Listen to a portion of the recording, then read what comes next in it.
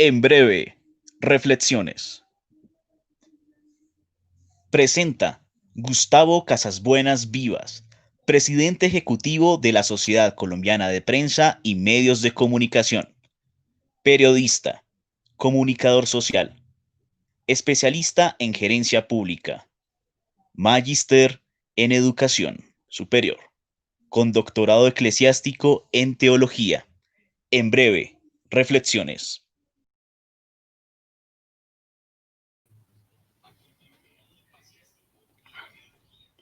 Bueno, cordial saludo a todas las personas que nos están sintonizando y nos están acompañando.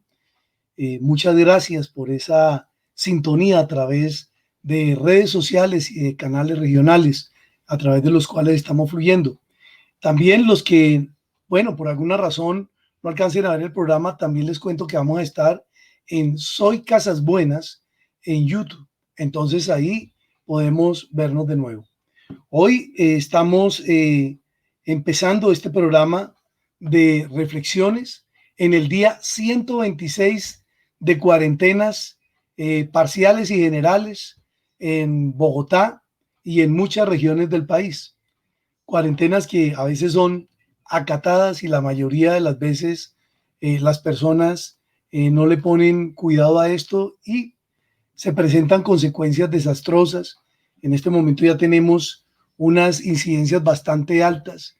Ya ponernos en este momento con cifras y aterrar a la gente, pues no vale la pena. Pero sencillamente hoy en Colombia murieron dos niños, uno de 9 y uno de 10 años, por esta pandemia. O sea, no respetamos aquí las condiciones de salubridad y cuando hacemos eso, tampoco el coronavirus respeta ni edades, ni sexo, ni condición, ni a ninguno. Por eso hay que tomar medidas preventivas, hay que lavarnos las manos, hay que utilizar la mascarilla, siempre puesta sobre nariz y boca, para que podamos protegernos un poco de esta pandemia que azota a la humanidad y que queremos que en Colombia pues no siga subiendo la cifra de muertos y de afectados por por este coronavirus. Día 126. A todos nuevamente el agradecimiento por sintonizarnos. Hoy tenemos unos invitados muy especiales. Resulta que la Sociedad Colombiana de Prensa y Medios de Comunicación, cuyo logo ustedes ven ahí al lado de Soy Casas Buenas en vivo, está al otro extremo el logo de la Sociedad Colombiana de Prensa y Medios de Comunicación, entidad que nació un 4 de agosto del año 1998.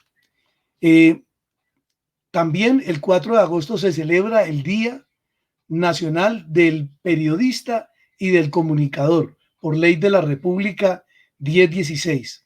Y hoy hay unos invitados especiales, eh, todos de formación periodística como comunicadores y un abogado.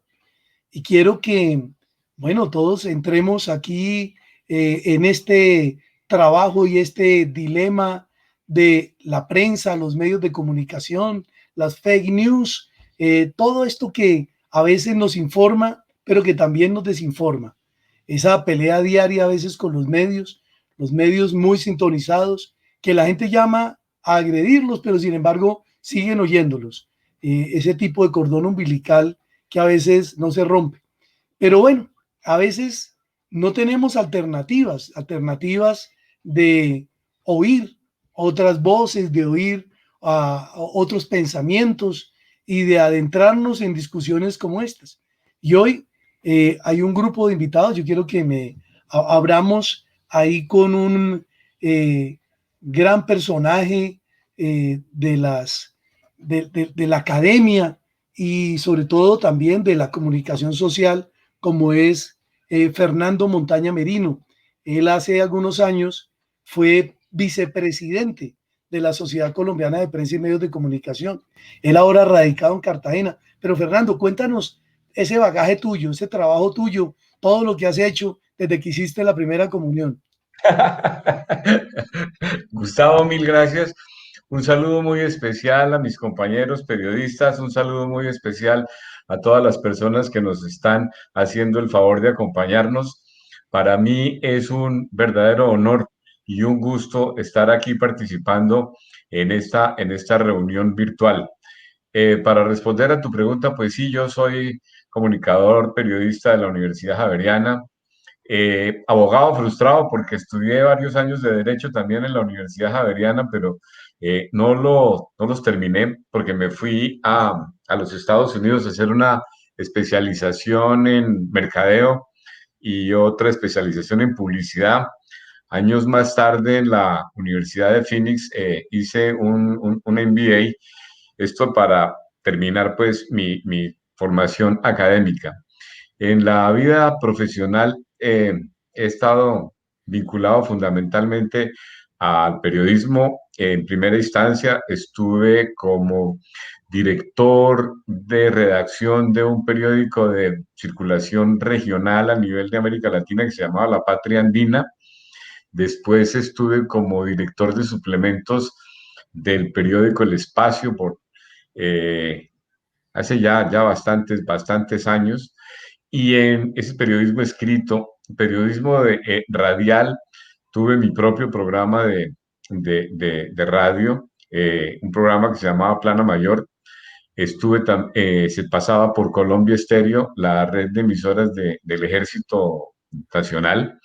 Eh, en Radio Continental de la cadena Todelar tuve un par de programas, uno con un gran maestro mío en la Javeriana, el profesor Jimmy García Camargo, y otro programa un poquito no de corte tan periodístico, sino más bien como informativo con orientación taurina, que lo hacía con Eduardo de Bengoechea y Baraya. Era un programa que se llamaba Todelar y los Toros. Ese fue, digamos, como el tránsito, digamos, más importante por la actividad periodística. Luego me trasladé al mundo del marketing y de la publicidad y estuve como gerente en varias agencias de publicidad nacionales e internacionales y como gerente de mercadeo en algunas empresas también nacionales e internacionales. Y en los últimos años, eh, dedicado a la academia, como decano de facultades de marketing y publicidad y comunicación.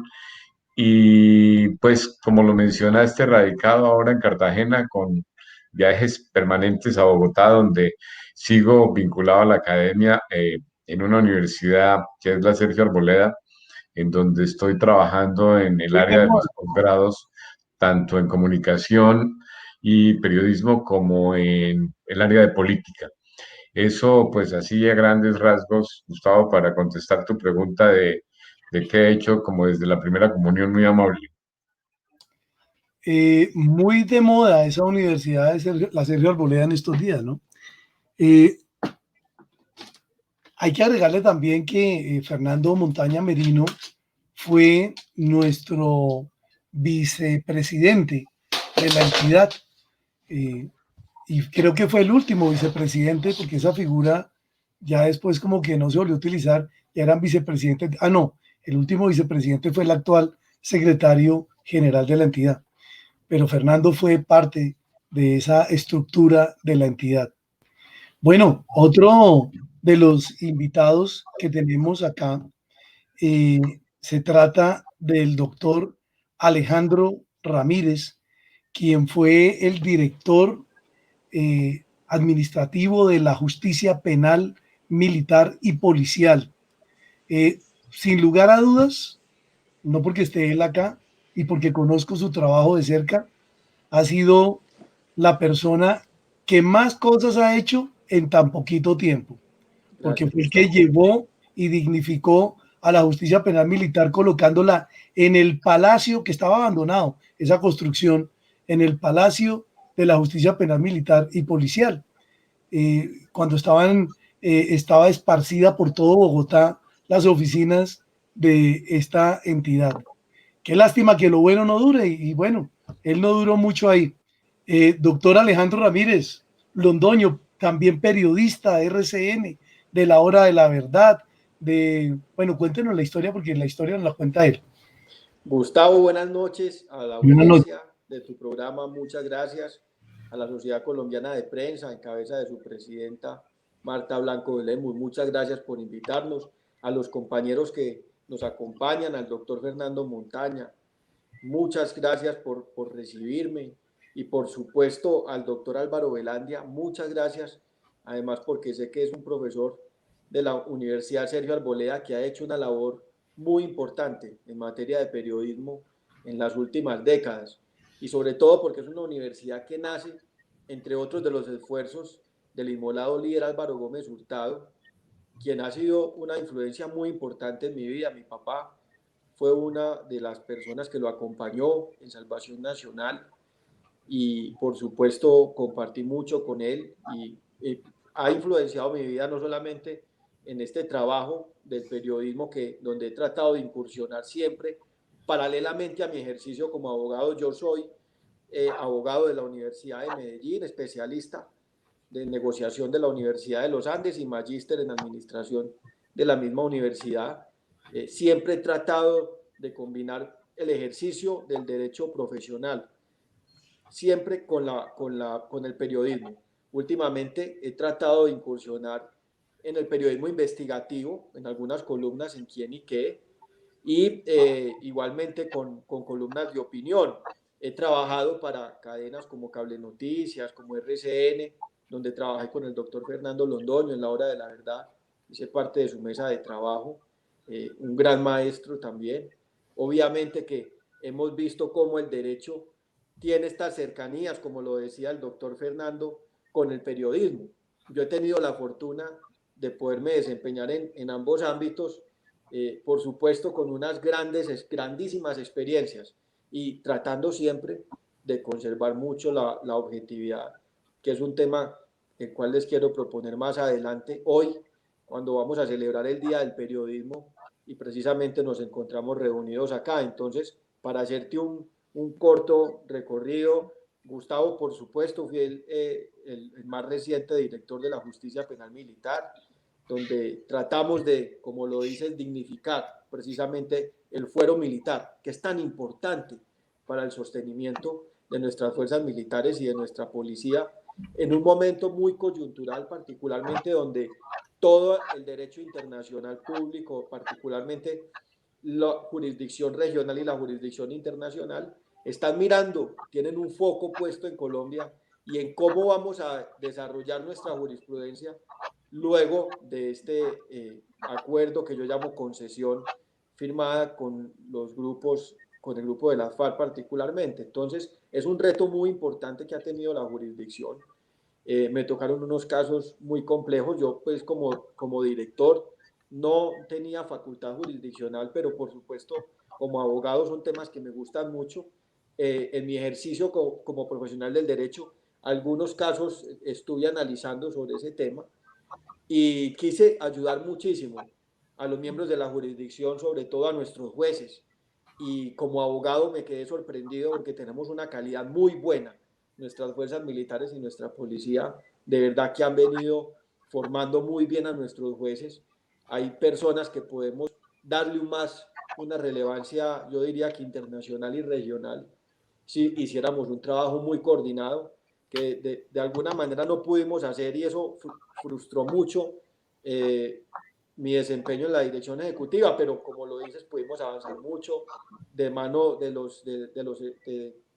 Departamento de Estado de los Estados Unidos, quienes nos dejaron el pie derecho para el expediente digital, cuando radicamos todos los decretos para poder precisamente implementar la ley 1407 y esa unidad administrativa especial en la justicia penal militar, cuando le dimos esta agilidad y nos ganamos el mejor puntaje por la gestión financiera en la entidad, donde tratamos en efecto de darle relevancia a la figura del juez, sobre todo para las áreas de conflicto más fuertes, tratar de tener las personas con más experiencia, donde hicimos además todo un proceso lleno de objetividad para escoger los mejores asesores jurídicos operacionales y que pudieran ingresar a la carrera en la jurisdicción, de modo que, como lo dices, le imprimimos un acelerador bastante importante a la dirección ejecutiva, donde esperamos que el señor ministro de la Defensa la pueda continuar.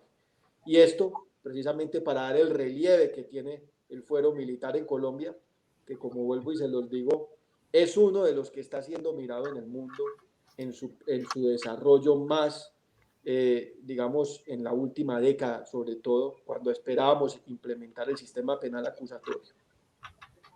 Bueno, también nos acompaña Álvaro Velandia Ortiz, quien es una de las personalidades de la Facultad de Ciencias de la Comunicación de la Universidad Sergio Arboleda. Pero bueno, él es el que se va a presentar.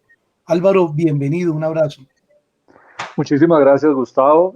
Muchas gracias, pues, a quienes nos acompañan, a los invitados. Para mí es un placer venir y hablar de temas sobre periodismo, sobre la comunicación, sobre temas deontológicos, el deber ser del periodista, este universo de la información que ahora está mediado por redes. Y pues rápidamente, al igual que los contertulios, resumo lo que ha sido mi experiencia. Yo actualmente soy docente investigador, como lo decías, Gustavo, de la Escuela de Ciencias de la Comunicación de la Universidad Sergio Arboleda, una escuela en la que siempre el rigor periodístico se está revisando, permanentemente se está llevando a las aulas, con los estudiantes hacemos reflexiones al respecto. He sido director de algunos programas de comunicación social, siempre vinculado a las universidades, a las facultades de comunicación. Tengo un doctorado en comunicación audiovisual y publicidad de la Universidad Complutense de Madrid, y me he dedicado desde hace un tiempo, para ya algunos años, a la creación de productos audiovisuales hacia la transmedia y de documentales que buscan reconstruir la memoria del conflicto armado, muchos de ellos en colaboración con la fuerza pública. Soy un convencido que la manera o una de las formas en las que podemos llegar a una paz estable es primero reconociendo qué fue lo que pasó en nuestro conflicto, y a partir de eso pues se le ha dado voz a distintos actores para que dejen un testimonio que esta generación y futuras generaciones puedan conocer. Rápidamente ese ha sido como mi trabajo profesional, y pues nada, muchas gracias por haberme invitado. Bueno, yo estoy muy agradecido por la presencia de cada uno de ustedes. Tenemos en común, y cabe resaltarlo, que todos los que estamos conformando esta mesa el día de hoy, un saludo especial a Jaime Zuluaga Crunzit, el hijo de Montecristo, ¿no? El que nos está, un gran tipo, Audrey Hurtado, la, la notaria de Honda Tolima, Pilar Ángel Contreras, saludos allá, ella es nuestra vicepresidenta de comunicaciones en la Sociedad Colombiana de Prensa. Nelida Rodríguez, bueno, por supuesto, un saludo muy especial. Bueno, hay mucha, Naivi Salcedo, cordial saludo también. Resulta que nosotros tenemos algo en común, que es el respeto y la obligatoriedad de trabajar y de apoyar la institucionalidad del país. Podemos ser críticos de muchísimas cosas, de muchísimas personas, de gobernantes y de todo, pero siempre tratamos de proteger al máximo la institucionalidad. No como dijo un día el doctor Alfonso López Miquelsen, el fundador de la Sociedad Colombiana de Prensa y Medios de Comunicación, es presidente de la República, que dijo que no era con el silencio cómplice, sino es con el trabajo decidido de llevar a todos la parte más objetiva de nosotros mismos, aún a sabiendas que la objetividad no existe. Entonces, bueno, muchas gracias por eso. Y vamos a poner acá sobre el tema de la libertad, las libertades de expresión, la libertad de prensa, pero también el libertinaje que existe. Y también mirar que ese fake news no solamente surge de las personas que se conectan en una red o del periodista amateur que lo hace, sino que muchas veces eso surge en los mismos medios como tal, que a veces los medios se sienten dueños de la verdad, a veces los dueños de estas entidades también tienen unos intereses y mueven intereses también a través de los mismos medios. Ser muy objetivo es muy, muy difícil, ¿no?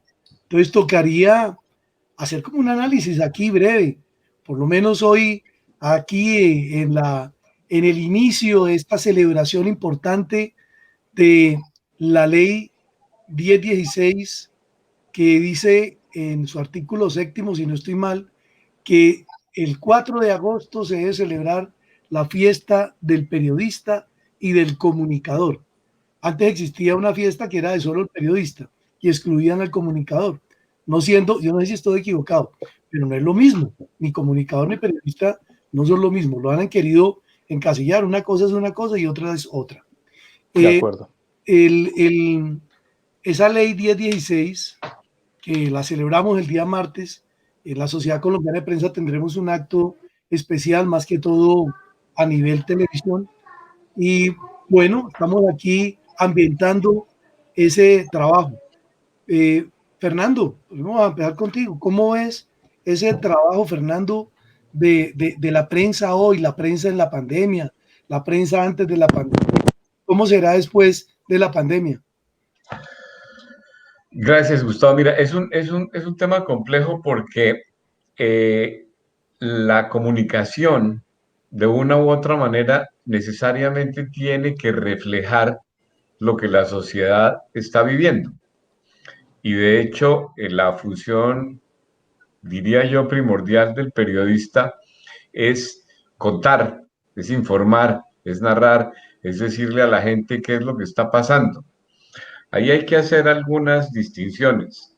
La primera es que en esa función de contarle a la gente lo que está pasando, se puede o no se puede fijar una posición propia. Los cánones más ortodoxos de la prensa dirían que debe contar esa realidad con la mayor imparcialidad y con la mayor objetividad posible. Eso es una postura supremamente respetable y es una postura que fundamentalmente respetaría al lector, respetaría al consumidor de la noticia, al consumidor de la información. Pero como bien mencionas tú, los medios de comunicación tienen dueños y esos dueños pues tienen unas orientaciones particulares y tienen unos intereses específicos.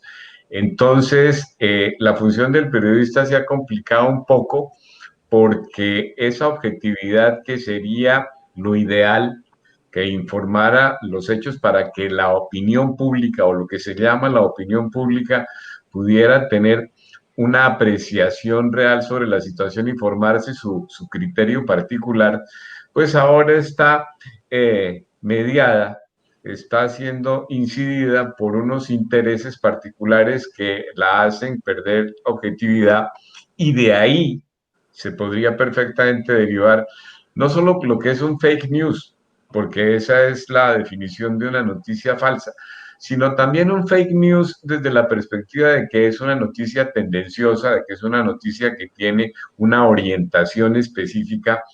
Y tristemente, y en este momento recuerdo uno de los grandes maestros de la comunicación, el señor Malevsky, que decía y que hablaba de la influencia de la credibilidad de la fuente en la eficacia de la información. Al periodista le creen, al que habla por radio le creen, al que habla por televisión le creen. La gente, el común de la gente le cree por el solo hecho de estar hablando por televisión y por el solo hecho de estar hablando por radio, creen que es la verdad. Entonces, la responsabilidad del informador, la responsabilidad del periodista es inmensamente grande porque si está sirviendo a unos intereses particulares, está siendo excluyente. Y justamente lo que ha tenido a los países en problemas son las políticas excluyentes, las políticas que definitivamente no cobijan a todo el mundo y no satisfacen y no responden a los intereses de todo el mundo, sino a los intereses de grupos particulares. Entonces, ahí hay dos reflexiones, a mi juicio, muy importantes. La imparcialidad que debiera tener el comunicador de una parte, y de otra parte, la necesidad que tiene la gente, el común, la opinión pública, de tener por lo menos la posibilidad de comparar para poder establecer a partir de esa comparación lo que pudiera ser su verdad y tomar, como decimos popularmente, tomar partido por una u otra cosa. Pero es que estamos siendo manejados y fíjate, la pregunta que haces con relación a la pandemia, estamos en este momento siendo manejados por una serie de circunstancias ajenas al 99.9% de la gente, en donde lamentablemente no sabemos qué es lo que va a pasar, porque no tenemos una idea clara sobre cómo va a terminar esto de la pandemia. En consecuencia, el papel de los medios de comunicación en este momento es un papel incierto porque no pueden reflejar una realidad que todavía no conocen.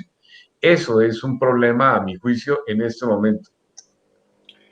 Bueno, Alejandro Ramírez. Claro, Alejandro, Gustavo. tú has estado en el papel del periodista. Yo no sé si del de dar garrote, pero sí has estado en el otro lado, que es el del funcionario del Estado que le dan garrote. ¿Cómo ha sido eso? A ver, Alejandro. Bueno, lo primero, para recordar las palabras que decía hace muy poco Juan Gosaín en un escenario sobre periodismo, donde todos nosotros deberíamos tener un letrero que dijese la verdad por encima de todo. Y como lo decía el doctor Fernando, hombre, la búsqueda de la imparcialidad y la objetividad debe siempre orientar el oficio del periodismo, pero es que además también debe orientar esa labor de la jurisdicción, la labor del juez, la labor del mismo abogado. El abogado, pues, es más, cubre un interés de parte, es mucho más objetivo, pero los jueces siempre deben procurar la objetividad y la imparcialidad. Esto para decir que inclusive la jurisprudencia ha sentado algunos límites a la libertad de expresión y a la labor del periodismo, cuando se puedan ver afectados los derechos de un procesado. El principio, el derecho a la presunción de inocencia, que es un derecho que funda realmente todos los procesos penales.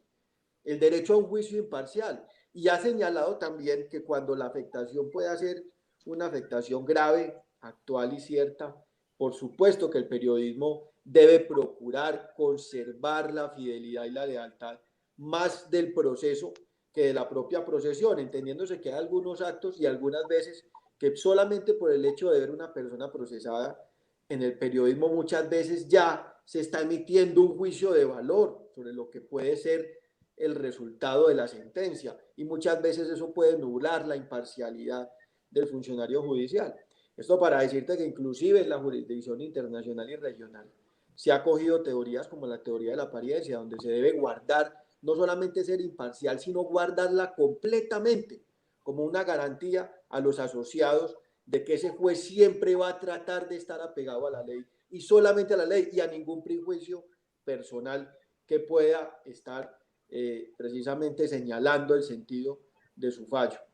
Muy importante lo que dices, he estado en los dos lugares, he estado en el lugar del abogado, he estado en el lugar del analista, que mira muy a veces cómo se cubre la ventanilla judicial desde el periodismo, a veces con algunas imprecisiones en el lenguaje, en algunas terminologías, pero también he estado en el lugar del funcionario público, al cual la prensa a veces busca y a veces a mí me dieron muy duro en algunas circunstancias. Por supuesto yo los entiendo como periodistas porque yo he estado también en ese lugar. A veces uno como funcionario público no puede salir a pronunciarse sobre algunos temas que la prensa quisiera saber, porque uno tiene que conservar la reserva sumarial muy bien y tiene que conservar muy en una altura, en una gran altura, el nivel de la dirección. Entonces, no es fácil salir a comunicar muchas veces cuando, particularmente en mi despacho, dependía directamente del señor ministro de la Defensa y por lealtad también a veces uno no le queda bien salir.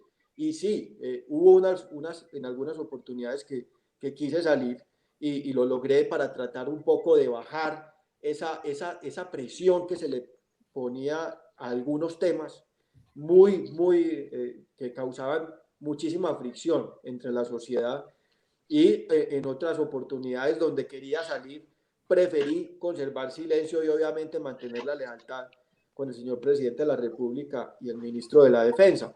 Pero no es un cargo muy fácil, suceden muchísimos actos del servicio, básicamente todas las semanas en los operativos de erradicación, casi siempre con comunidades de interés, como pueden ser las comunidades indígenas, como pueden ser las comunidades sindicalistas en las protestas. Entonces, es una actividad que es bien compleja. Y sí, le toca a uno sufrir y entender.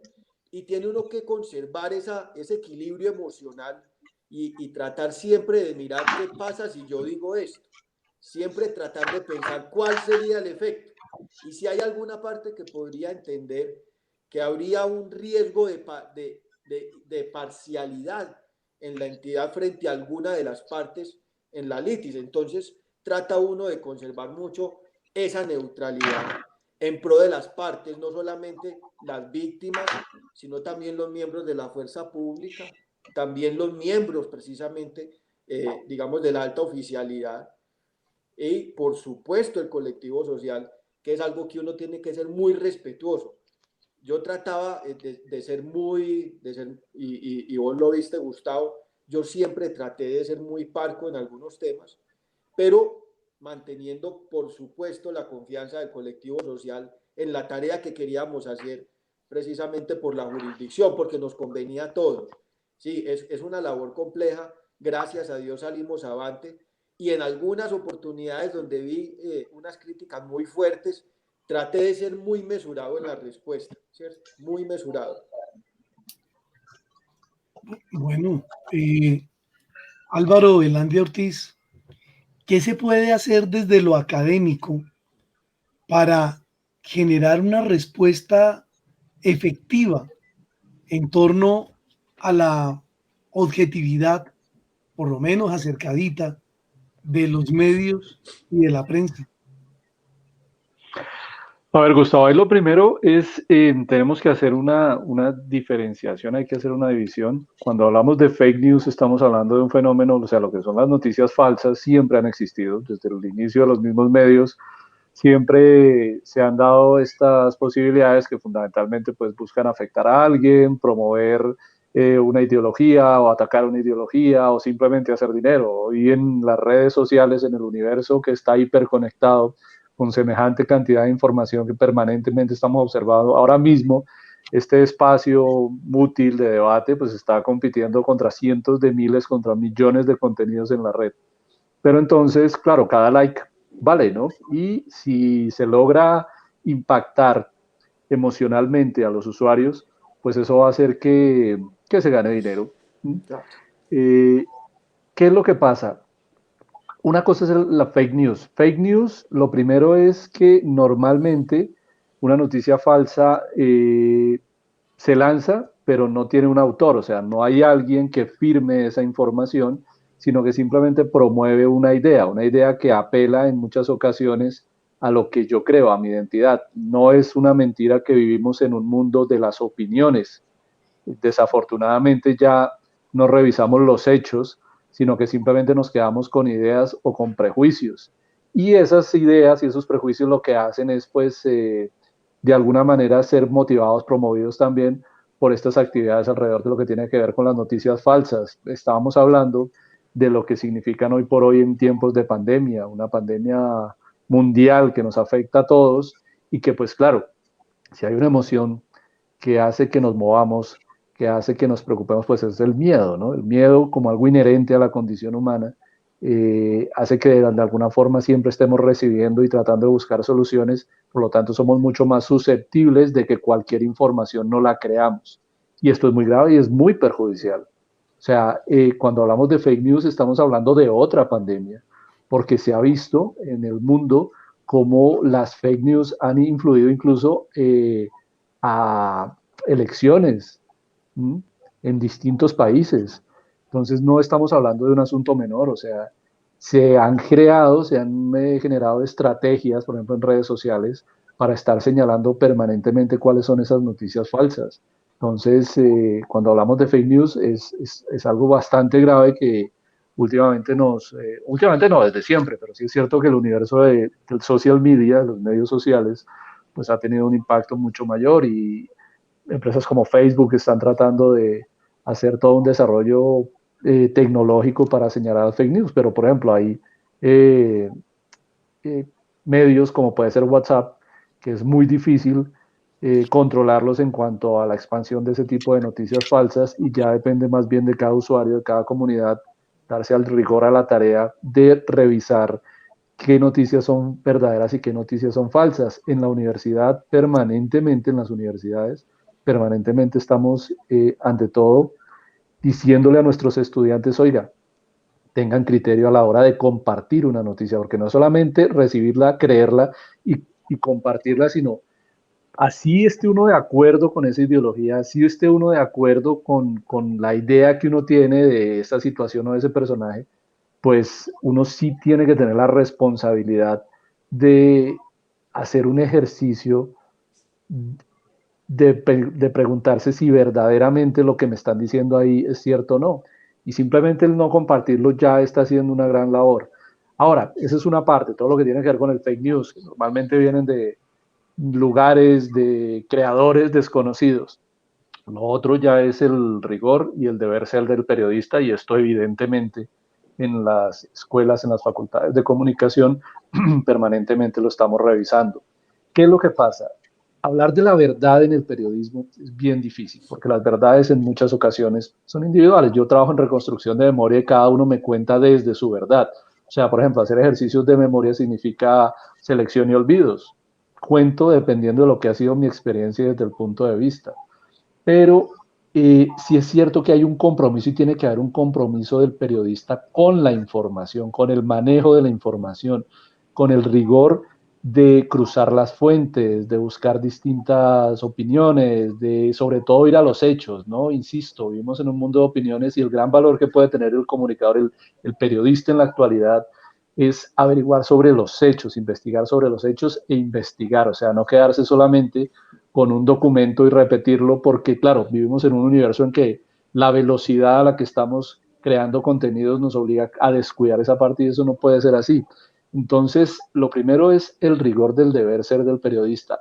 Y pues evidentemente, y como también se decía en esta charla, pues las grandes empresas de medios, afortunadamente también existen medios independientes, existen grandes empresas de medios, es necesario y eso siempre ha sido así. Pero pues las grandes empresas de medios pertenecen a conglomerados que pues evidentemente de alguna manera hacen que no sea tan abierta la información, aunque sí es cierto, y yo trabajo con periodistas y trabajo con periodistas de grandes medios que me juran y me dicen, y yo he estado cerca, incluso he trabajado con ellos, en los que nunca les han dicho un no. Pero también es cierto que el evitar algunas informaciones es ya una forma de autocensurarse, ¿no? Es bien complejo eso. Y en el periodismo, como en el resto de las instituciones, de las organizaciones sociales, hablando de nuestro país, pues también hay corrupción. Desafortunadamente es así. Y hay muchos periodistas que han sido, porque lo sé de periodistas cercanos, que en algún momento han sido tentados por dineros, por favores, y simplemente se paran la raya y no permiten que esas influencias vayan a afectar su rigor periodístico. Entonces, sí es muy necesario que desde las universidades estemos haciendo estas reflexiones, que permanentemente estemos revisando cuál es el deber ser del periodismo. A mí uno de los elementos, y se los recomiendo que lo revisen, uno de los elementos que más me gusta a la hora de reflexionar sobre, o de los mensajes que más me gustan para la hora de reflexionar sobre lo que tiene que ver con el rigor y con el deber ser del periodista, no lo ha dado el cine. Hay muchas películas que hablan de grandes momentos en la historia del periodismo en la que periodistas tuvieron que tomar decisiones para, ante todo, defender eso, la objetividad y la función social tan importante que ejercen. Bueno, una pregunta para Fernando. Fernando, ¿qué tan válido es que una persona que trabaja en un medio muy importante, en cualquiera de los medios de comunicación, también tenga contratos o tenga eh, trabajos pagos en otras entidades? Pues mira, Entidades el del Estado, problema, perdón. hablando de entidades del Estado. ¿Eso no le quita independencia? Si nos referimos específicamente a las entidades del Estado, Alejandro puede opinar perfectamente sobre eso, porque es un gran conocedor de ese tema. Álvaro, pienso que también tiene informaciones sobre el particular, pero hablando particularmente del Estado, creo que existirían conflictos de intereses que evidentemente le quitarían no solamente la objetividad, sino le quitarían la autonomía, que es todavía más importante. Álvaro, de alguna manera, en su intervención hablaba sobre la autonomía que tiene que tener el periodista, cuando decía que tiene que tomar decisiones en un momento determinado para respetar la objetividad, así esas decisiones lo comprometan como persona. Entonces, para centrarme en tu pregunta, yo creo que una persona puede desempeñar simultáneamente algunas funciones siempre y cuando no intervengan las unas con las otras, o que el ejercicio de unas comprometa el ejercicio de las otras. Es una situación muy, muy compleja, porque uno no puede estar trabajando en periodismo y desempeñarse en una profesión totalmente ajena al periodismo. Si está trabajando como periodista, muy seguramente, si tiene otro empleo, otra ocupación, tendrá que ser relacionada con la misma función de comunicación. Entonces, los conflictos de intereses se dan muy, muy frecuentemente.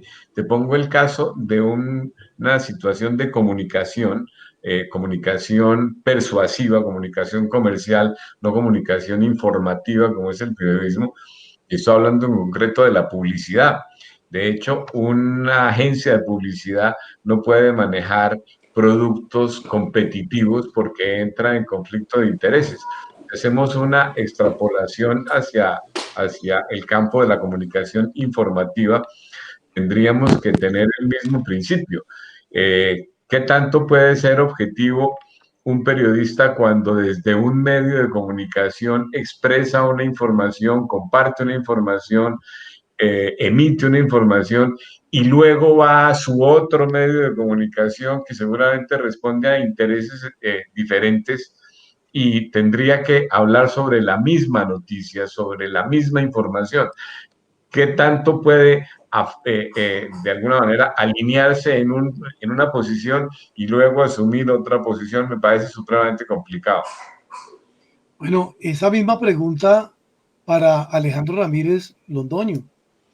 Alejandro, ¿tú has visto que esa situación se presente? Gustavo, sí. Como abogado, uno no puede, trata de no referirse en sus columnas a los temas que uno trata como profesional, ¿cierto? Digamos que uno tiene ese lindero de no utilizar las columnas de periodismo investigativo, de columnas de opinión, para los temas en los que uno se desempeña profesionalmente, ¿cierto? Porque allí claramente hay un conflicto de interés. Inclusive cuando uno firma con el medio, uno expone que no va a ser de sus causas personales las causas a escribir. Y como abogado es muy importante además siempre conservar esa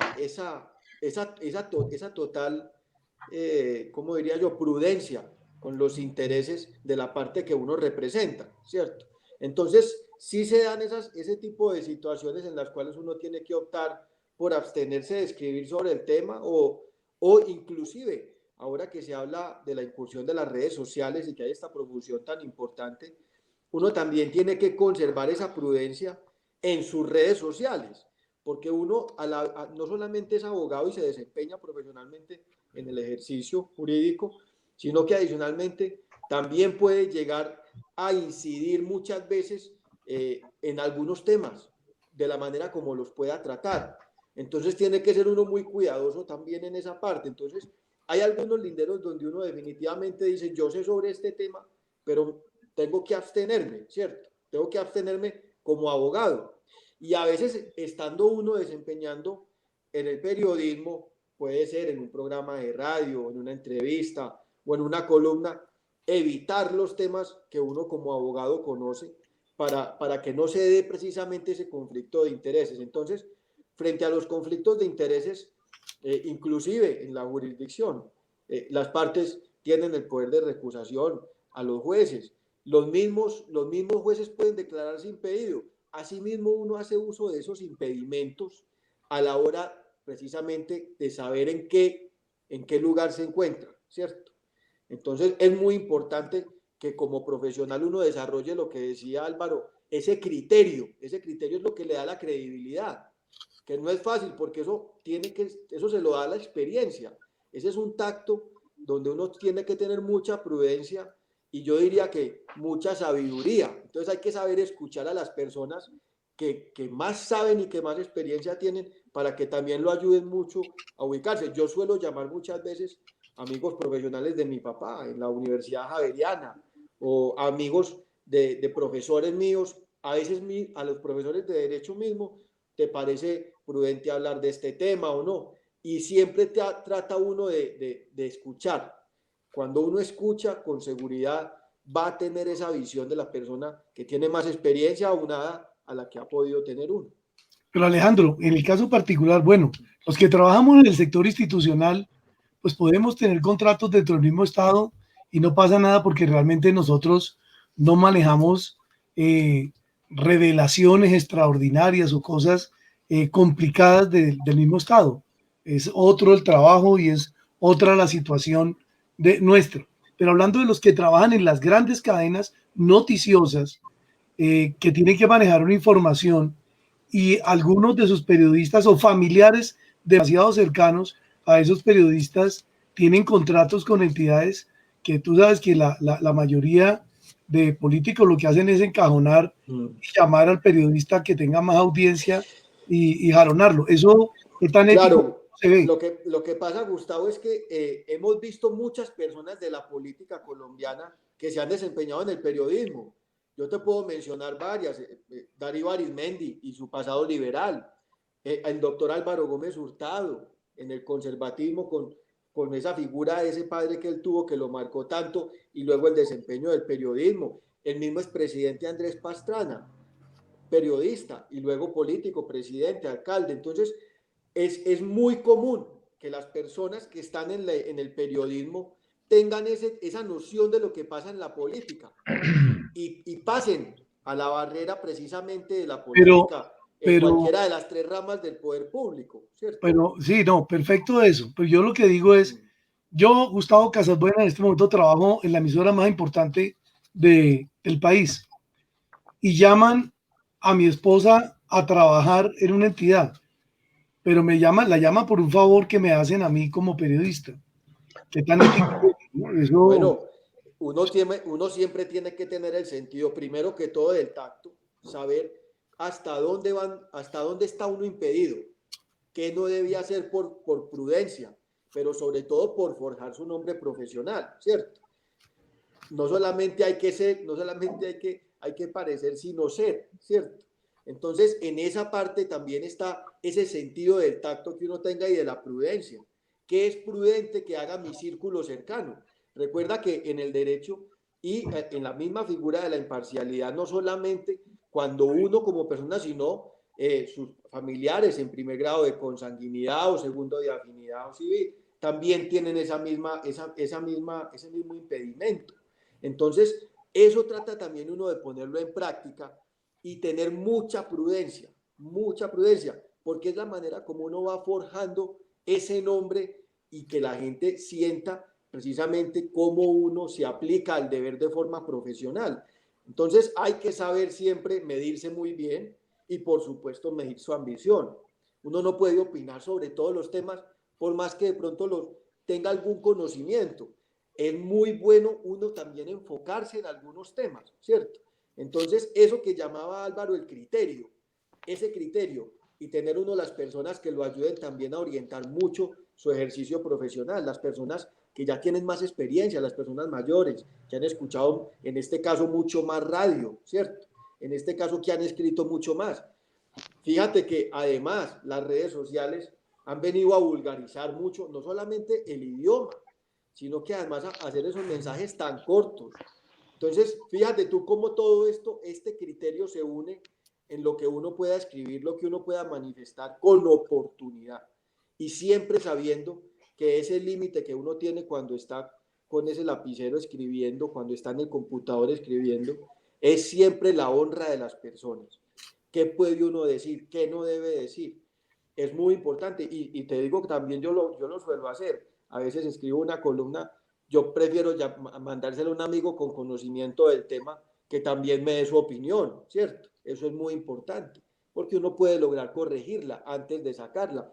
Las redes sociales a veces nos invitan mucho a la inmediatez.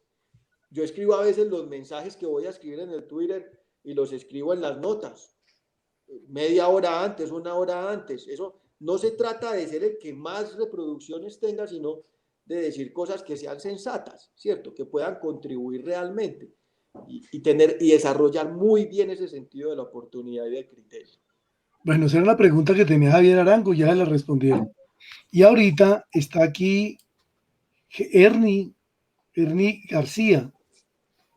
Y Ernie García dice, bueno, pero también en los medios tradicionales se oye vulgaridad, se oye doble sentido y estamos cansados con M, pero lo dice acá, estamos cansados con M de eso tan banal. Álvaro, ¿qué hacer frente a esto también? Sí, es verdad, los medios de comunicación a veces van perdiendo el norte, empiezan también, tienen unas audiencias importantísimas, pero todo lo vuelven doble sentido. Y no es que estemos aquí dándonos de moralistas y de personas que nos sonrojamos con cualquier cosa, pero sí a veces la gente no tiene en cuenta las audiencias. Y en las audiencias, sobre todo ahorita en la época de la pandemia, hay mucho menor de edad. Estaba mirando, acá es que me hacen aquí alusión, que aquí se mencionan un medio muy importante, estaba hablando que era muy bueno consumir marihuana antes de las relaciones sexuales. Habla de eso. Eso desinforma. Y cuando hemos oído médicos y hemos oído psiquiatras que hablan de todos los desequilibrios y de todas las cosas malas que producen ese tipo de actividad. Pues mira, Gustavo, y un comentario antes sobre que me parece también muy interesante el tema del conflicto de intereses cuando una persona está vinculada o un familiar está vinculado con el Estado y ejerce el periodismo. Miremoslo un poquito más allá, no solamente de forma individual. Tengamos en cuenta que en nuestro país desde hace muchos años el gobierno es quien más invierte en pauta en los medios de comunicación. A partir de eso ya nos podemos hacer una idea de lo maniatado que puede estar el periodismo a veces, ¿no? O sea, si los gobiernos son los que garantizan la supervivencia de muchos medios de comunicación o que, no la supervivencia, pero que sí el nivel de ingresos se da una buena parte de la oficialidad, pues ya eso de alguna manera afecta el rigor periodístico. Y en cuanto, ahí le has dado un punto muy importante, Gustavo, y es los medios, sobre todo los grandes medios tradicionales, a partir de algo que no es nuevo, algo que a mí me sorprende todavía que haya gente que piense que el universo digital es algo nuevo. Eso viene ya desde hace mucho tiempo y hace rato está asumido. Pero los grandes medios tradicionales sí hay un error que afortunadamente creo que lo están enmendando o ya lo están cambiando, están trabajando sobre eso, es no preocuparse en conocer a sus audiencias. Los medios tradicionales, por su sistema tecnológico, nunca tuvieron la preocupación de saber quién estaba del otro lado de la pantalla, quién estaba del otro lado del dial, del radio. Y ahora que existen medios, que existen plataformas que tienen mediciones exactas de a qué hora me conecto, cuánto tiempo lo veo, si me interesa el tema, si no me interesa el tema, cuál es mi tema preferido. Entonces ya se están preocupando por saber quiénes son esos usuarios. Ya no lo ven como un público, como una audiencia, sino lo ven como usuarios activos que participan del proceso. Y de alguna manera entran en comunicación, en conversación, en creación de sentido mutuo sobre distintos temas. Pero pues es evidente que hay esta multiplicidad de formas de interacción, de participación, pues también nos da como unos ciertos niveles de cercanía. No es lo mismo comunicarse a alguien a través de una red social que hacerle una llamada, que enviarle un correo electrónico o que presenten una información a través de un medio como puede ser la televisión.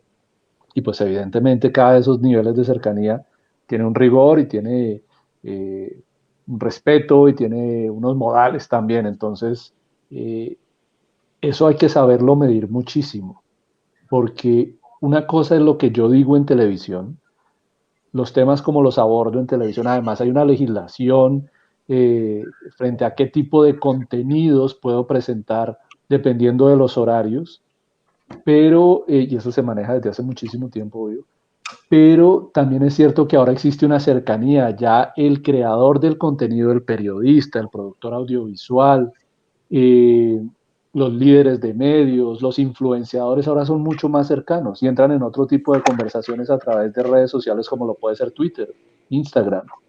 Entonces ya hay una confianza distinta, pero evidentemente cada uno es responsable de qué es lo que le dice a sus usuarios y siempre estamos en debate y me parece un debate sano y que se tiene que dar es qué es lo que le están diciendo a sus usuarios.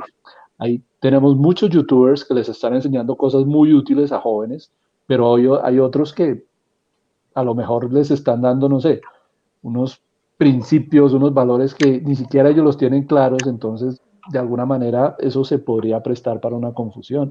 Pero sí es cierto que entre más se haya establecido una distancia entre los usuarios, pues mucho más respetuosos tienen que ser con ellos, ¿no?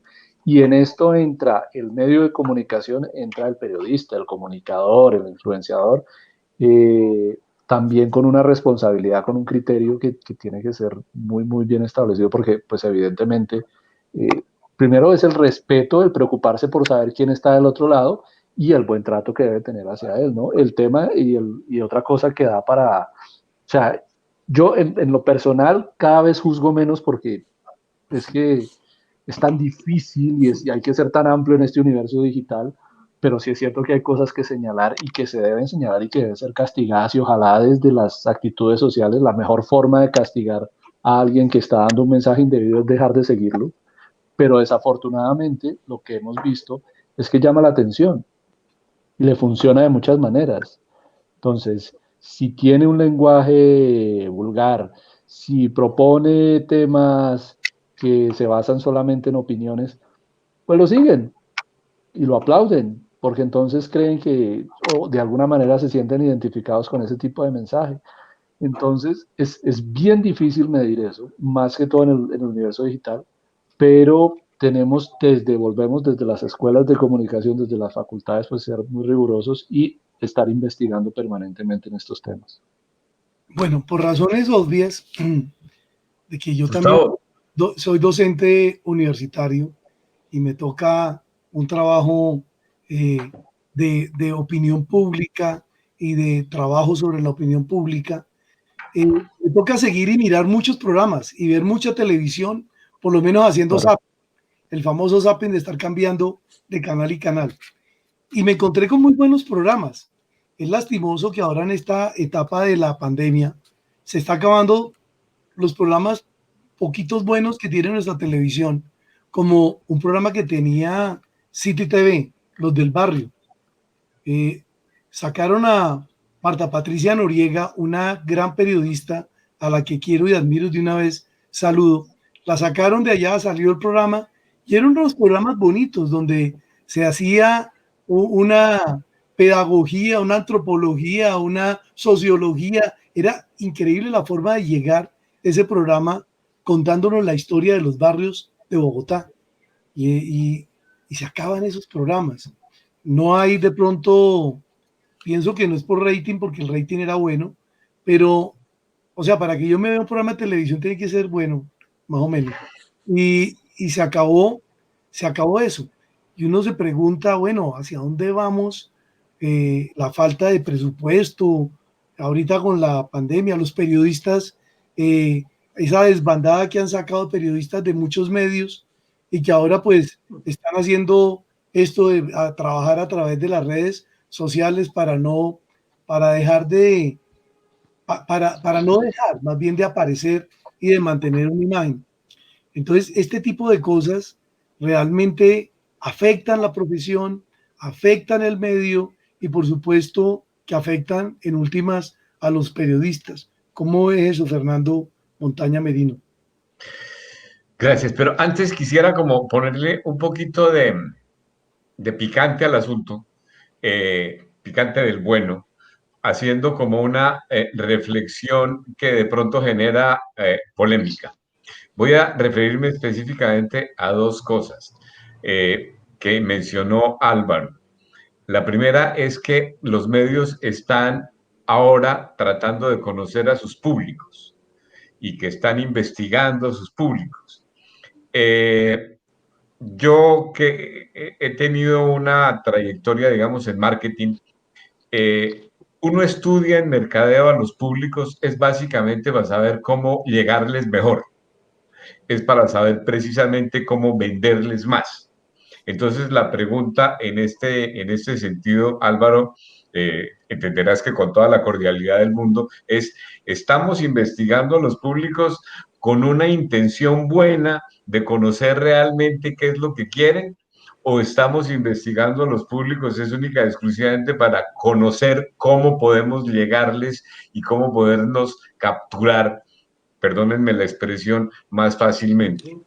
Y lo segundo es que los influencers y los youtubers y todas estas personas que tienen seguidores, pues no están regidos por una ética ni por un protocolo profesional, porque son personas como tú y como yo, que en un momento determinado se le ocurre hacer un blog. Entonces, esa persona, por decirlo de alguna manera, no tiene que responder éticamente ante ni ante sí mismo ni ante nadie, porque no está regido por una profesión acreditada por una universidad con un título, sino que simplemente se le ocurrió decir cosas y me acuerdo en este momento de una famosísima fórmula que dicen que para poder tener audiencia uno tiene que tener las 3 S's: sexo, suspenso y sangre. Entonces, viejito, eh, a cualquiera se le ocurre decir lo que sea y la gente está ávida de todas esas cosas espantosas y lo siguen y lo siguen y lo siguen. Entonces tienen miles de seguidores, pero las implicaciones sociales de eso son pavorosas. Entonces, yo quisiera, Gustavo, con tu respeto y perdón, no contesté la pregunta, pero sí me gustaría oír las opiniones de Alejandro y de Álvaro en torno a esos dos temas porque me parecen preocupantes. Por supuesto, claro que sí. Es un tema muy interesante. Fíjense que yo he trabajado muchas veces en la asesoría de imagen frente a algunos miembros de la política nacional y hemos hecho el ejercicio del marketing político en la red social, ¿cierto? Lo que llamamos el social media. Y trata uno de hacer precisamente esas mediciones de qué dicen las personas, cómo influyen. Esa labor que hace tanto Google en el mercadeo, donde uno empieza a medir cuáles son las palpitaciones de las personas frente a un nombre, frente a un hecho, ¿cierto? Y empieza uno a ver todo este grupo de influencers que empiezan a crear precisamente estas olas, porque se van concatenando uno con otro. Yo pienso que también desarrollan un tacto donde ellos también empiezan como a poder identificar qué es lo importante de lo que deben hablar, ¿cierto? Hacia dónde va el tema del día. Y empieza uno a medir cómo van las tendencias precisamente. Y también tiene uno que saber, obviamente, que eso, lo que decía Álvaro, tiene mucho de manipulación, ¿cierto? Tiene mucho de manipulación. A veces son acordadas previamente, ¿cierto? Y encontramos también estas cadenas, donde hemos visto también campañas con el uso de bodegas, de bots, ¿cierto? Seguidores pagos, inclusive se llega claro, mucho a ver eso, ¿cierto? Entonces también tenemos que ver nosotros como personas que empezamos cada vez más a percibir qué sucede con las redes sociales, hasta dónde es real un mensaje, hasta dónde ese mensaje precisamente uno puede participar de él. Y es muy importante que uno sepa saber en qué va a participar y cómo va a orientar su opinión. Sí, no, y Fernando, en eso tienes toda la razón. O sea, los dos temas que propones es cierto. En cuanto a las mediciones que se hacen, pues las grandes plataformas de streaming o simplemente los medios digitales están midiendo, pues evidentemente para vender, o sea, para conocer a su público y ofrecerle nuevas formas de entretenimiento, de información, de identificación, con el propósito puramente económico, sí, pero también es cierto que en muchas ocasiones, y esto se ha visto tanto en grandes plataformas como en ejercicios independientes, el usuario ya se vuelve parte del relato. Es decir, no es que solamente se le seduzca para que pague, por así decirlo, sino que lo que se hace es que a partir de esa generación, el generar significado, lo que sea importante para él, se le invita a participar y de muchas maneras él se convierte también en el constructor del contenido, ¿no? El que participa de la historia, el que cuenta su vida, el que cuenta su realidad, todo esto que tiene que ver con el periodismo ciudadano que es muy importante.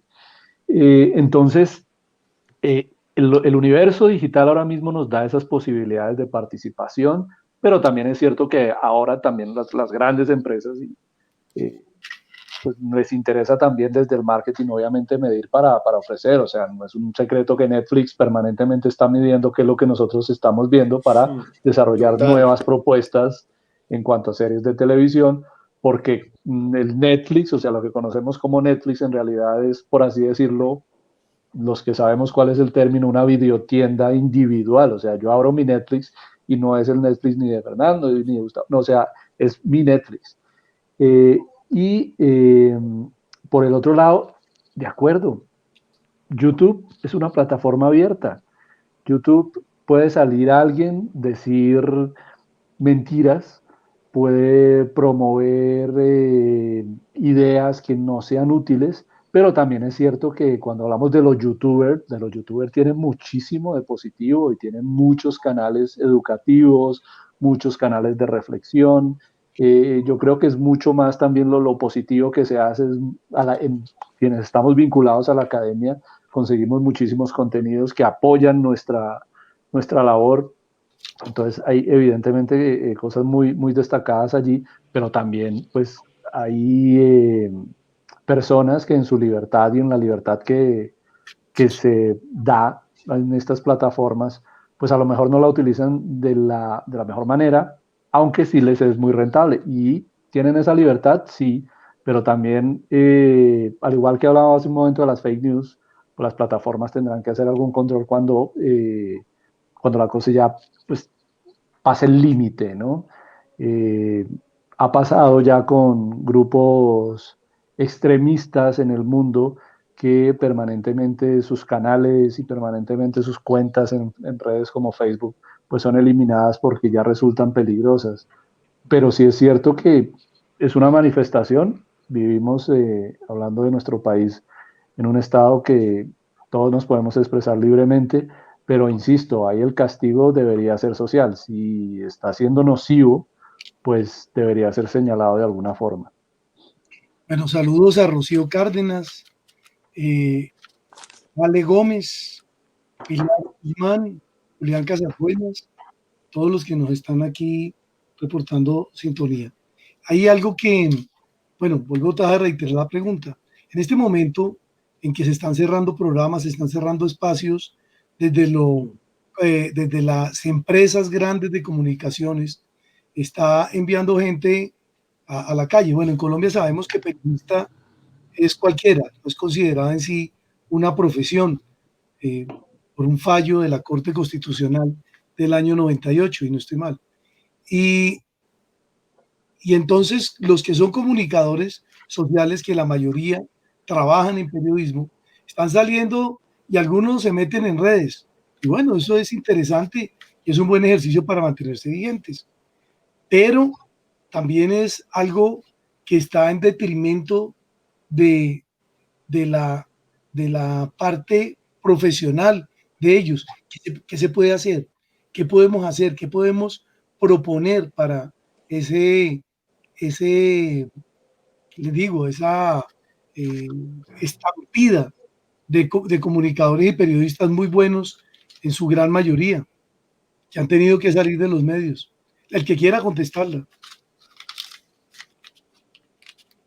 Yo le cedo la palabra a alguno de los dos porque tengo un comentario que me gustaría hacer después de oírlos. Alejandro, Bueno, por favor. le agradezco mucho. Mire, lo primero, hemos tenido pérdidas muy lamentables. Yo recuerdo aquella época donde leíamos con atención las columnas de opinión, por ejemplo, en el diario El Tiempo, y esperábamos siempre el domingo y analizar para dónde iban. Y podría uno inclusive sentir cómo inclinaban la balanza de la opinión, ¿cierto? En alguna época, recuerdo como cuando Semana se volvió muy complejo con las personas que manifestaban su opinión y escribían sus columnas, muchos nos retiramos de la revista, ¿cierto?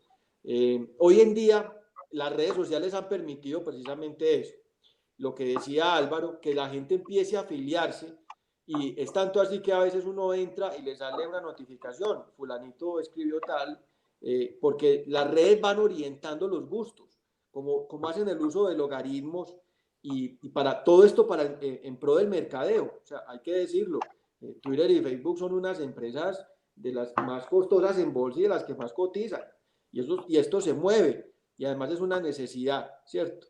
Entonces, muchas personas hacen uso de estas redes también y se involucran en estas tendencias, y a veces no son plenamente conscientes, ¿cierto? A veces no son plenamente conscientes.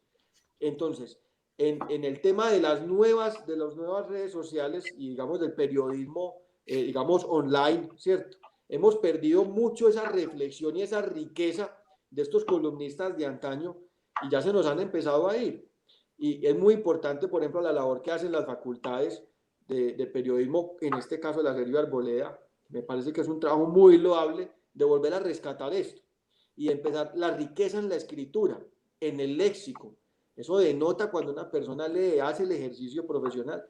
A veces cuando uno va, y yo por ejemplo trato de escribir una columna y miro, esta parte es mejor acá, esto es mejor usar este léxico, es mejor usar esta entonación, casi que las personas que lo vayan a leer puedan leerlo con esa entonación y sentirlo, porque también se comunica la emoción en el periodismo visual, en el periodismo escrito, en el periodismo radial con la entonación, ¿cierto? Entonces es un ejercicio que exige muchísimo, exige leer muchísimo, exige analizar muchísimo, que a veces las redes sociales no te permiten hacer eso. Entonces, muchas veces las personas que escriben sus columnas, a veces cuando lo hacen a través de las redes, pierden esa riqueza por la inmediatez. Pero también en los medios ahora, para poder sobrevivir, uno ve compañeros en el periodismo que sus jefes los presionan mucho. Tráigame esta noticia rápido, la chiva, ¿cómo la va a dar? ¿Cómo la va a presentar? Entonces, a veces uno ve la adjetivación, y la adjetivación va orientando hacia dónde va también, y eso el público tiene que estar muy consciente de lo que está leyendo y lo que está consumiendo, porque hoy en día la información abunda.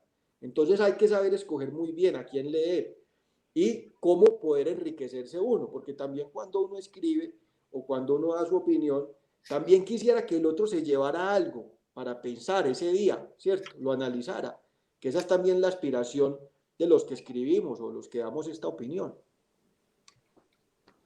Bueno, de una vez, ya que estamos en este medio y hay unos familiares de el maestro Pasos, quien falleció hace unos días, uno de los grandes hombres de la radio, paz en su tumba, y bueno, nuestro abrazo solidario. También agradecimiento a las redes sociales, que son tan importantes y que nos permiten este ejercicio de la comunicación, a todos los medios de comunicación en Colombia, los más importantes, los medios alternativos, los medios pequeños. Todas las redes sociales, Pilar Guzmán, se pueden considerar un medio de comunicación, claro que sí. Y desde que estén en interactividad, son considerados medios de comunicación. Sin embargo, ahorita uno de los docentes importantes acá de esta mesa, como Álvaro Velarde, nos va a decir si estamos en lo cierto. A todos, ¿verdad? Nuestro agradecimiento. Álvaro, sí estamos en lo cierto. Todas las redes. Pues ahí sí, efectivamente, por las redes sociales se comunica, sí, claro que se comunica. Lo que pasa es que las redes sociales nos dan otra alternativa aún más, por eso son llamados medios sociales, ¿no? Y sí, cumplen esa función de hacer que nos encontremos, que participemos, que construyamos, que opinemos, que destruyamos. O sea, también es cierto que la red social ha promovido, yo creo que la red social por sí sola lo único que ha hecho es promover, hablando de cualquiera, ¿no? A mí no me gusta hablar tanto de las redes sociales porque cada una es un universo, pero sí es cierto que lo que ha hecho la red social muchas veces la cuestionan, pero promueve lo que en realidad somos de muchas formas. O sea, Twitter, que Twitter resulta que solamente sirve para sacar lo peor, pero es que Twitter está hecha para el debate. O sea, Twitter es el espacio de las opiniones. Instagram, no, que solamente vemos vanidad en Instagram. Bueno, pues la red social lo único que está mostrando es lo vanidosos que podemos llegar a ser. Entonces ahí tenemos que hacer también una reflexión de quiénes somos como sociedad individualmente. Una red social que ahora mismo está muy de moda, cuestionada desde los Estados Unidos, que es TikTok. Yo decía en algún momento hablando con un experto en redes sociales, ¿cuál es el sentido de TikTok? O sea, gente haciendo chistes pues él me hacía caer en cuenta de es que es eso, es una red social exclusivamente diseñada para divertirse y para que la gente se divierta. Entonces el paradigma es amplísimo en cuanto a redes sociales y lo que hacen es de alguna manera promover manifestaciones humanas, pero pues evidentemente tendremos que entrar a entenderlas, interpretarlas y a tratar de, por lo menos desde la academia, que los estudiantes las aprovechen para un mejor uso, ¿no? Y los mandatarios, ¿no? Ese es el medio de Ah, por supuesto, por supuesto. De hecho, Twitter ya se volvió en la primera fuente. Antes los periodistas tenían que ir, esperar detrás de una puerta a que saliera el político, a que saliera el gobernante, diera su opinión, diera la información. Ahora simplemente es abrir Twitter y esperar que salga el comunicado y ya está. Y ahí tenemos la noticia, ¿no? Se evitaron así las famosas ruedas de prensa que ya han sido olvidadas por... Bueno, un saludo para Mauricio Casasbuenas Vivas en Cartagena. Un gran abrazo. Y bueno, eso también genera economías, ¿no? Alejandro, últimas reflexiones acá en Reflexiones. Bueno, lo primero, hacerles un llamado a todos siempre a que aportemos en estos medios a nivel cultural. Al fin todo se trata de la cultura y también es un medidor de cómo se encuentra nuestro estado de educación y de cultura. Yo añoro, como te digo, estas columnas que nos enseñan tanto, trato de buscarlas mucho y de seguirlas mucho y por supuesto que sería mi aspiración como escritor de columnas de opinión poder en algún momento contribuir a eso, de manera que es la cultura, es cómo enriquecer nuestra cultura desde lo que vamos a escribir, siempre con el respeto y tratando muy bien el tema y recuperando también la prosa que se ha perdido tanto. Esa entonación, algunas personas tienen una voz prodigiosa para poder hablar en medios o una manifestación, una comunicación no verbal muy buena, que también pueden explotarla en los medios como YouTube o los medios visuales, ¿cierto? De manera que hacer siempre esto pensando en cómo aportar a la cultura, porque al fin y al cabo el periodismo enriquece nuestra cultura y enseña qué estamos pensando nosotros como partes de un colectivo social. Fernando, pero antes de que empiece Fernando, quiero darle un saludo. Oye, ¿ustedes han visto una serie que ya tiene millones de seguidores que se llaman Los Montañeros? ¿No la han visto? Bueno, No. Todavía no. hablando, eso es un muchacho comunicador social, inicia con su familia, una familia de origen sencillo, y empiezan a retratar sus vivencias, ¿no? De manera muy jocosa, y en un lenguaje propio de la región, demasiado propio de la región. Y entonces hacen chistes y todo y tienen millones y ha sido un fenómeno interesante el de los montañeros que han crecido. Yo no me acuerdo si es 1 millón y algo en la época de pandemia. O sea, la gente está buscando otras alternativas, otras cosas. De acuerdo. La gente a veces ni el Netflix lo llena y quiere buscar cosas diferentes. Y a veces en la sencillez de estos medios y de estas ayudas buscan algo que los nutra un poco, por lo menos con el paisajismo, ¿no? Interesante.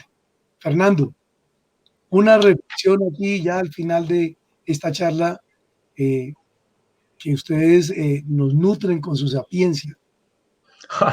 Bueno, la primera reflexión es que buenísimas las charlas y ojalá las pudiéramos repetir con muchísima más frecuencia porque de verdad que ha sido un espacio inmensamente grato.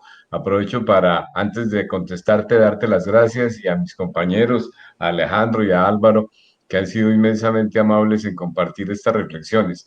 Quizás mi reflexión final en torno a todo esto es que particularmente frente a las redes sociales, creo que independientemente del espíritu de la red, como lo mencionaba en su momento Álvaro, que cada una tiene como una orientación, como una visión, como una misión específica, lo que ha permitido, y es un fenómeno social, es el surgimiento. Y digo surgimiento porque antes estaba como dormido del individualismo. En este momento creo que, como mencionaba el maestro Jean-Paul Sartre, hay un malestar en la cultura y ese malestar es el que se ve permanentemente reflejado en yo quiero ser el protagonista. Eso ha hecho mucho daño y las redes sociales me parece que han contribuido profundamente a eso, porque en ese yo quiero ser el protagonista aparecen personas que opinan y otros que lo siguen, pero tienen esos que lo siguen la posibilidad también de aportar, porque es que las redes son cadenas de opiniones. Y entonces, en la medida en que yo aporto y me pego a un hilo y ese hilo se va desenvolviendo, pues yo sigo siendo protagonista de alguna manera y eso me parece que es lo que satisface un poquito ese ego que en este momento creo que es una de las variables fundamentales que se deben estudiar frente a el tipo de mensajes que emitimos los periodistas. Yo creo que hay que hacer un llamado importante más a la unidad, un llamado importante más a la colaboración, un llamado importante más hacia los problemas, los podemos solucionar entre todos y creo que todos tenemos en este momento el mismo problema y no tanto desde la individualidad, sino desde lo colectivo. Ese sería como una reflexión final, Gustavo. Muchas gracias, Fernando. Álvaro, reflexión aquí ya para cerrar.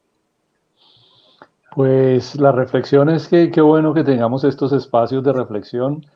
Te agradezco mucho, Gustavo, a Fernando, Alejandro también por estar aquí, por compartir de estas ideas que son útiles, necesarias, estos espacios en los que se piensa, se analiza desde la experiencia, son valiosísimos y es muy bueno que también en el universo de las narrativas y de las narrativas digitales se construya desde pues el conocimiento que se pueda aportar. Mi reflexión hacia el periodismo, hacia la comunicación, hacia este universo hiperconectado, eh, es que tenemos que repensarnos. En algunos momentos tenemos que desaprender para aprender, porque como periodistas, como comunicadores, tenemos una responsabilidad grandísima. El relato, la narración, desde siempre ha acompañado la historia de la humanidad y ha cumplido con una función, y es la de convertirse en una guía, ¿no? En un ejemplo. Las historias se crean para que las sociedades de alguna manera tengan un referente de hacia dónde podemos seguir, y hoy, en nuestros días, pues son absolutamente fundamentales. ¿Hacia dónde seguiremos después de esta nueva situación, de ese inconformismo, de lo que nos afecta, de todas las dudas, de todos los temores que tenemos cada uno en nuestras vidas? Pues de alguna manera cuando buscamos algún contenido en alguna de las múltiples pantallas, estamos buscando respuestas, ¿no? No tiene que ser una sola respuesta, tienen que ser muchísimas, de distintas ideas, desde distintos puntos de vista, desde distintas experiencias, pero eso sí que de alguna manera nos sirvan en estos momentos. Bueno, yo quiero hacerles una invitación dentro de 8 días para que me vuelvan a acompañar otra vez en una reflexión muy importante. A comienzos de la pandemia y durante la pandemia, ya no al final de estos días, pero en sus comienzos, marzo, abril, e incluso hasta junio, se vio una actividad muy grande por parte de los entes gubernamentales en repartición de ayudas económicas, 80.000, creo que de 240.000 no se pasó nunca, en algunos casos, excepcionales casos, y algunos mercados. Una persona con la cual estuve hablando hace muy poco y me hablaba que había recibido durante la pandemia 4 mercados que, si uno hacía la cuenta, le servían para haber sobrevivido cerca de 2 semanas y media. Y es qué tan bueno, qué tan importante son esas cosas. O sea, ese paternalismo que a veces generamos desde el Estado de repartir ayuda, es algo que de verdad ayuda a la comunidad, o mejor, digamos, de encaminar esos billones, porque fueron cerca de 40 billones, que hablan de 32, de 35, me imagino que ya van a ir por 40, de ayudas. Si invirtiéramos esa plata en unas organizaciones que fueran autogestionables, autosostenibles, ¿no sería mejor? ¿No haríamos mejor papel?